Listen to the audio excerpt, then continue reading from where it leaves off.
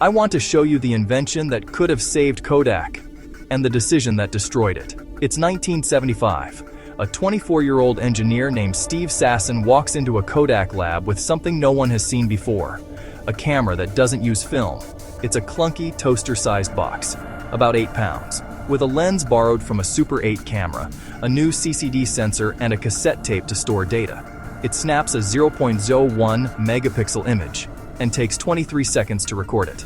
Then it plays back on a TV. No darkroom, no chemicals, just pixels.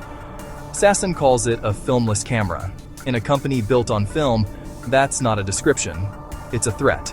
Kodak, at the time, is a money machine. The razor and blades model perfected.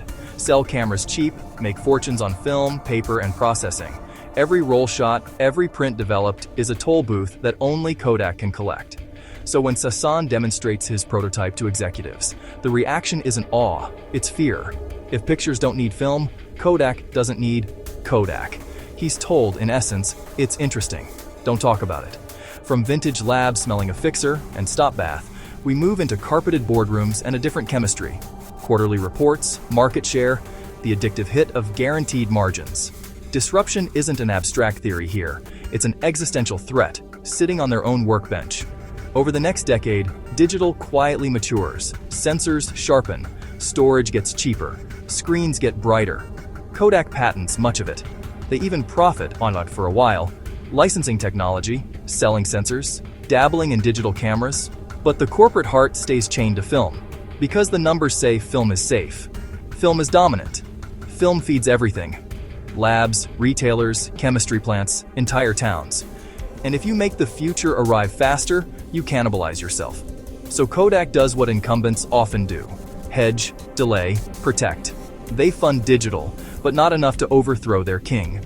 Then the outside world stops asking permission. In the 1990s, consumer digital hits shelves. In 2007, the iPhone puts a networked camera in every pocket. Sharing beats printing. Convenience beats quality. Software eats film's lunch and dinner. By the time Kodak embraces the new reality, the margins are gone. The platform shift has already chosen its winners. In January 2012, Kodak files for Chapter 11 bankruptcy. Here's the tragic irony. The technology that toppled Kodak was born inside Kodak. Steve Sasson's prototype didn't just predict the future, it made it possible. But fear of losing a profitable present delayed a necessary pivot, until the pivot became a fall. Inevitable disruption isn't a slogan, it's gravity. You can't negotiate with it, and you can't hide from it in a boardroom. Somewhere in a museum, that 8-pound camera sits behind glass.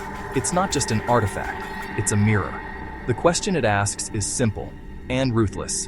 If you invent the future, will you let it kill your past? Or will your past kill you first?